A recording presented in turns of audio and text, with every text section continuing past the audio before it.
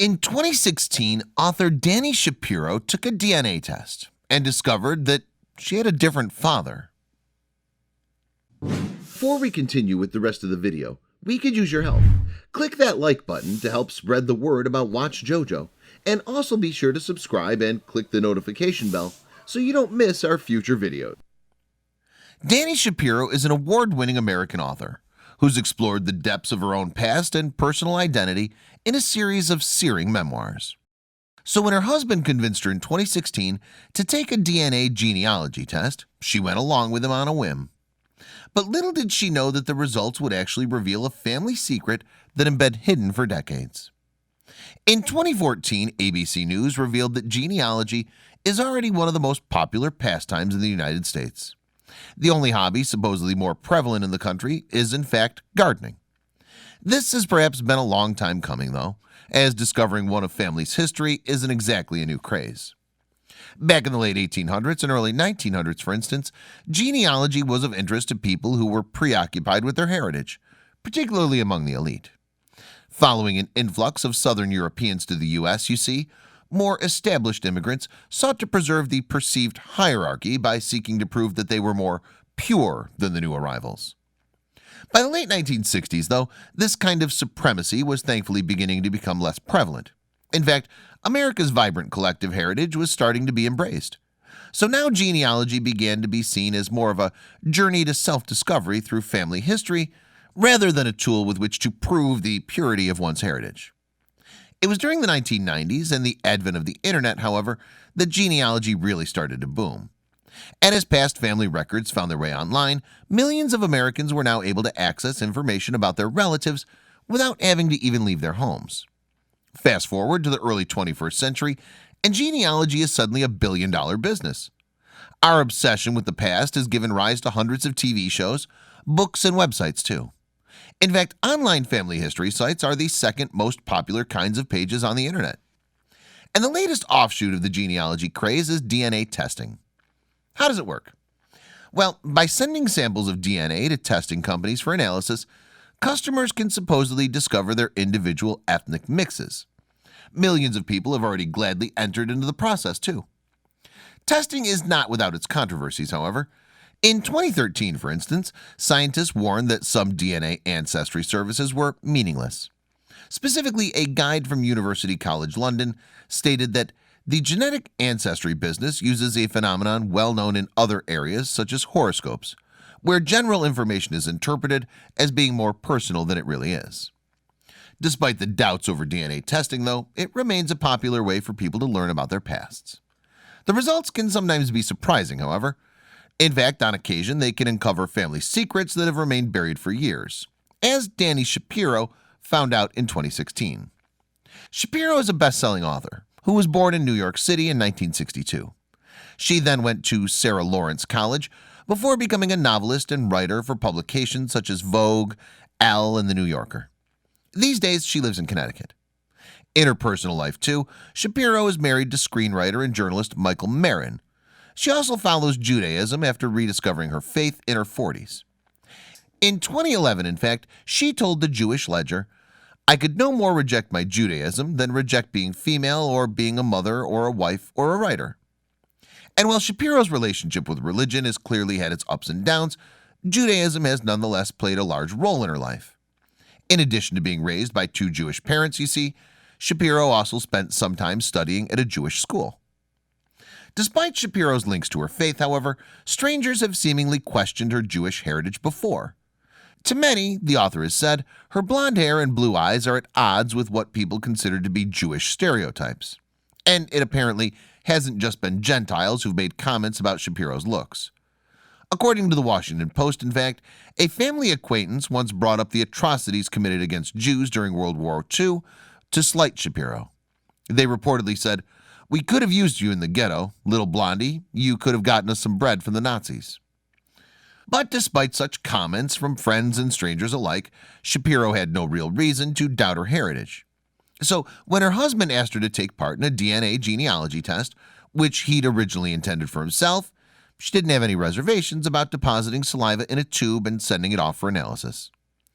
In her book Inheritance, which was published in January 2019, Shapiro explained, "At the time, my greatest fear was that I might be genetically predisposed to Alzheimer's disease or breast cancer. But we've all heard stories of people who discover, quite by accident, that their family history isn't quite what they thought." Shapiro is no stranger into delving into her own past, though. The writer has, after all, described herself as a serial memoirist, having penned 4 autobiographical works in the space of 10 years. And in those books, she's covered some of the most personal aspects of her life, including an affair with a married man and the automobile crash in which her father died. The last event had been particularly hard on the writer. Growing up, you see, Shapiro had been particularly close to her Orthodox Jewish father. During a January 2019 appearance on the Today Show, she explained, "My father was a very kind, very big-hearted guy. He gave a lot of bear hugs. He was a very loving person, and I felt a real bond with him." Shapiro had been 23 when her father passed away, but in 2019 she'd gone on to create a seemingly happy and stable life with her family, so she might well have thought that her biggest dramas were behind her. But after the fateful day upon which she received her DNA test results, she went on a journey to uncover a family secret that had been kept for 54 years. Reflecting on what she believed the results would tell her, Shapiro explained, "I would have expected it to be, well in the 90% up to 100% Eastern European Ashkenazi, Jewish. It showed that I was 52% Eastern European Ashkenazi. The other 48% was English, French, Irish, German." Of course, these percentages shocked Shapiro. With no explanation at hand as to how that could be possible, she was initially skeptical of the findings. And as a result, she decided to compare her DNA data to that of her half-sister through her father. And it was then that she discovered that the woman in question wasn't a biological relation at all. Describing what happened next, Shapiro said, "I knew what that meant. She's much older than I am and the product of my father's first marriage. So I knew that meant that he was likely more fertile at the time as a younger man. Also, she looked just like him. She sounded like him.